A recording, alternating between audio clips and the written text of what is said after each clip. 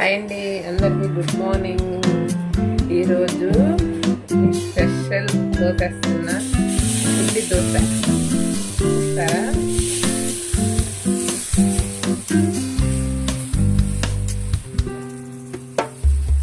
చూడండి, ఇలా మనం పలుగా వడేంపుగా తీసుకుని దానికి కావాల్సినవి ఉల్లిపాయ ముక్కలు, పచ్చిమిర్చి, జీలకర్ర, వీలైతే చిన్న చిన్న అల్లం ముక్కలు కూడా తీసుకోవచ్చండి. పిల్లలు అయితే ఇదిగా తినరు కాబట్టి ఇలా ఉల్లి దోశలు వేస్తే తింటారు. అందుకని చెప్పేసి అల్లం ముక్కలు కూడా తినవచ్చు, తీసుకోవచ్చు. అల్లం ముక్కలు రైతును తగ్గిస్తుంది.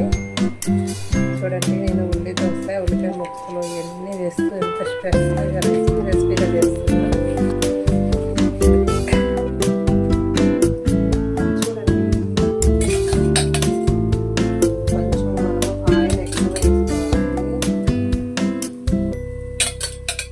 దోశ అనేది మనము వన్ సైడే కాల్చుకోవాలి. చాలామంది తెలియక టూ సైడ్ కాస్త ట్రై చేస్తారు, కానీ రెండో వైపు తిప్పంగానే అవి ముక్కలన్నీ కింద పడిపోతాయండి.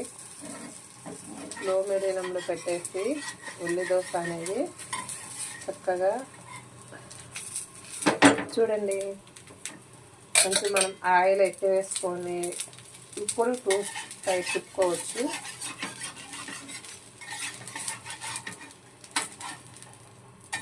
ఇలా వేడి చేసుకోవచ్చు.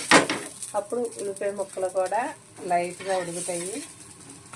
సో చాలా టేస్టీగా ఉంటుందండి ఉల్లి దోశ.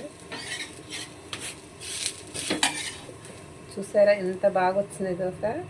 వేడి వేడి ఉల్లి దోశ టిఫిన్ రెడీ.